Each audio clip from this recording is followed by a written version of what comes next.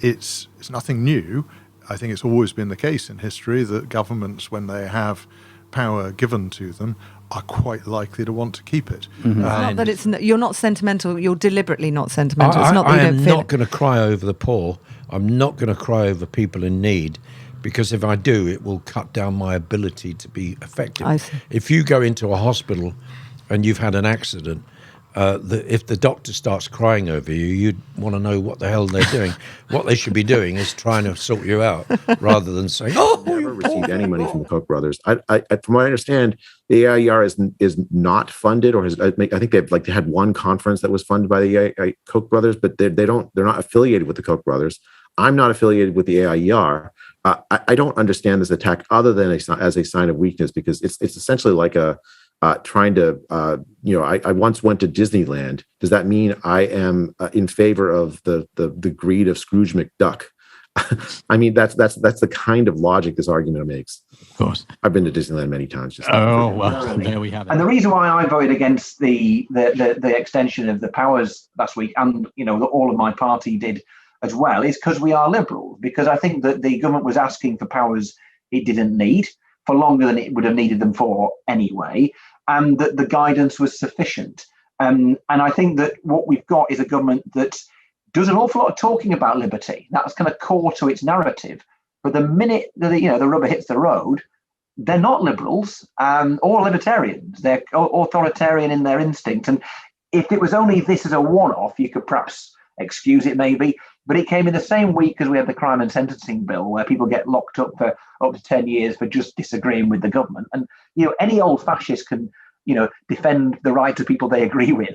It takes a liberal to defend the right to people you don't agree with. I suppose it's tempting to ask, where's the problem with free speech? Are we not freer than ever to speak out now? Not more medium than ever, and more ways than ever to get a message across? Where does the problem lie? Well, if you try and put this podcast, is it your plan, Matt, to put this podcast on YouTube? I think we will be. Well, they might take it down. Okay. The stripes were making me dizzy. That looks fantastic. Well, where are you actually? Are you in the UK at the moment, or?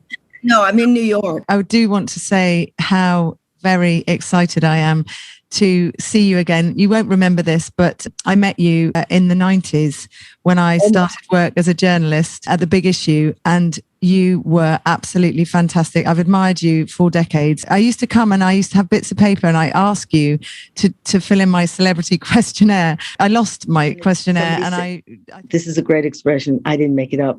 If you face the monster, it runs from you. But if you run from the monster, it chases you. When you sort of go, oh, is that why I did it? In a way, it's the only way you can forgive yourself. And if you can forgive yourself for these these human glitches, which, who said we were supposed to be perfect? Where's that rule book? That's another problem. We're flawed. We're completely shot through with flaws. In the middle of Newcastle. You've got 3 children. You've got no garden. You've got a husband who drinks too much, who's going to be trapped inside, or a wife who drinks too much, And you hear the word lockdown. It's enough to make you jump out, and it is doing. But masks of themselves are not my biggest bugbear. Vaccine passports, for example, regardless of the fact of whether I approve of vaccination, a passport where you say you are forcing somebody to have a medical procedure, that flies in the face of every ethic I ever learned in medicine, back in 1980 when I first started. Starting the group wasn't actually so much for me school closures. It was pictures of nursery children. Do you remember there was an awful photo at the time flying around the internet of very young nursery children in a French playground, actually, and they were sitting in these 2x2 meter squares, isolated from their friends. And obviously, because my youngest was about that age, it just really struck me as being a very wrong societal response to something that didn't Dan, actually our producer, impact was just going to have a children. quick word just to check sound levels, if it's okay if I just swap places with him for 1 second. Okay, that sounds good. I have a microphone like this for sound. It's very cool. I got some mics here as well. Just talk to me. You can tell me about your mandolin if you like. Okay, the mandolin has 8 strings, 2 of each kind or 4 kinds, G, D, A, and E strings. Yeah, I think guitar is more popular. Great. I think things will run smooth. Thank you very much. And it's now time for the UK to go back to normal. And we have to realize that this virus will never go away completely. It will be endemic, just like the other 4 common coronaviruses that we have lived with for at least 100 years. Because they have no other means. Yeah. And there was one report of a 90-year-old woman who was walking back through the heat because she could no longer sell toys on the pavements of Delhi. I'm sure goes without saying, she probably didn't make it. Did I pronounce it right? Perfect. Great. If you could just talk to me just a little bit, and I'm just going to check the levels here. Marcantonio is the most traditional of Roman names. And Marcantonio was Caesar's bodyguard and the only true love of Cleopatra.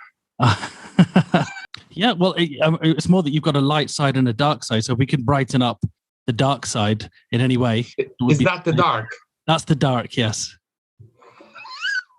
So do children really need masks at school? Do they need to wash their hands continuously? I am not the person that can say whether they should or not, but I'm sure that there are people that can review the evidence and have found, as we discussed, without shadow of doubt, that some of these safety behaviors are redundant. So why not abandon them? The way that the government played this out was this. It first of all said, you must not go outside unless you're buying your shopping, and then only do it every now and again if you can. And then it said, right, we're going to have a press conference at 5 o'clock every single day. So people will be working at home or required to be at home. And what do? They turn on television at 5 o'clock and they watch the Prime Minister and Chris Whitty and Valance pronounce to the nation in the most strident of terms, promoting the fear message that, as you say, was encouraged by Spy B, which is that division of SAGE. Is it right to have lockdowns when one of the major problems in care homes is that when you get unwell, often what you find is in the very elderly is they have problems with supporting themselves. So they forget to drink, they forget to eat. And they do all of these things, particularly if you've got mild cognitive impairment or more severe cognitive impairment. And within a few days, you can run into severe problems with dehydration. And then you're at high risk of dying. So it was like we were zombie-eating mass murderers. So, as soon as we stepped out of the door, there was a security guy there. Walk this way, right? Press the button. Empty lift, straight down. As soon as you got out there, guys in hazmats, right? Yeah, off you go, straight into that car. Don't go in that car. No other cars. Straight in. Guys covered in plastic sheets and everything. It's like, jeepers, what did we do? But it can't be a better lesson that we can teach our children than to have digital resilience, to recognize why we are concerned about online safety. I think one of the things is young people just think, oh, it's more rules, we already know, and they're tech savvy, so they don't think that that they need this. But actually, it's about learning about healthy relationships. It's not just about the technology. It's recognizing what a healthy relationship looks like and what a dangerous one could look like. And we have to find ways to make time for that, pandemic or not. Weedy, you ever present clever clone, please stay away from flowers that are just newly sown. Weedy, I don't just want to moan. But you are bold and clever, and I'm just skin and bone. It's called the Gardener's Lament. But it wasn't yours. It's mine.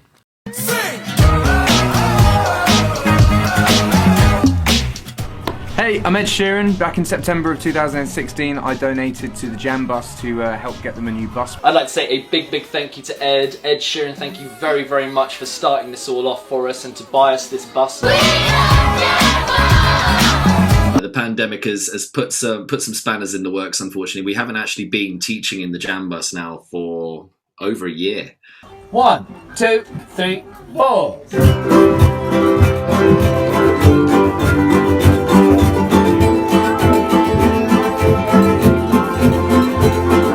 Welcome to Jam Bus. We are presenting Endless Thriller. Hi, Jay. Hi, Matt. I just biked to work, so I'm a little sweaty. I know. We've been running around. Contact us. Dude, these adverts that we get are like, they also don't kill your friend's nan and things like that. That's all the adverts we get. Like, don't meet up with your friends because your friend lives with their nan, or your friend has asthma and you could kill them if you meet up. And it's just the only communication we get from the government is saying that we're the problem. The band. My son's the lead singer and creator of the 1975. Oh, I didn't realise that. Yes, I do know the band. Yes. Yeah, Matty Healy. Yeah. Ah, okay. And his girlfriend is the singer FKA Twigs. And all that led to some pressure, I think, on Matt Hancock to meet with us in October, which we duly did. And I have to say that the outcome of that was disappointing, to put it mildly, in that we positioned all our data with Matt Hancock, and we also came up with points in terms of a recovery plan that would help to address the current situation. We had a commitment from him that he would look into what we shared with him, and the output of that was effectively nothing. Absolutely nothing was done. You said in 2006 in one of your papers that the UK experience provides a salutary warning of how models can be abused in the interest of scientific opportunism. Could you possibly expand on that? Yes, well, I mentioned earlier the temptations that may be faced by modelers within the face of a real epidemic to take part in or interfere in, choose whatever word you wish, an active control program. The abuse relates to their inappropriateness. So if you could just talk to me, just you can say anything, and I'll just check your level into the computer for the audio. 1, 2, 3, 4, 5, 6. Rhubarb. Rhubarb. That's brilliant. And I have to say that I'm extremely pessimistic about this. An interesting parallel is the continuation of wartime food rationing after the last war. People were in favor of that because they were in favor of social control. They'd had a lot of it during the war. They thought that this was an answer.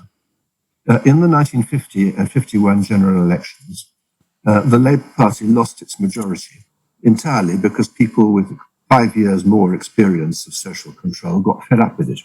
Sooner or later, that will happen in this country. But you think it could be that kind of timescale? I think it may be even longer. So are the critics the food industry? Deliberately misinform people for the purpose of profit. This is what these industries do. And and indirectly, really, what they are is they are interfering with true informed consent. And therefore, I'm a Democrat. These people are enemies of democracy. Absolutely. These corporations are enemies of democracy. So, of course, if I'm speaking the truth, I will get criticized from those enemies of democracy. And that's what happened. No, the hair works. The hair works much better on you than it does on me. We can't live in a world where we are constantly shutting things down because some new variant has appeared, when most of the variants are, if you like, just variations on other variants. If you think of Stone Age man and women, they died when they were in their 30s. That was the end of life. They procreated, they had children, they protected them so they could then go hunting and shooting or whatever they did in those days, bows and arrows. And then evolution cast them aside. And as part of that cast aside process, it left cancer as a side effect. My good wife has got a piano lesson on FaceTime at 9 o'clock. So drain the Wi-Fi completely, She's between me and the router. So well, hopefully you're the first podcast. Okay, do you want to wear these things, Lucy? Or I think I just have these. This is okay.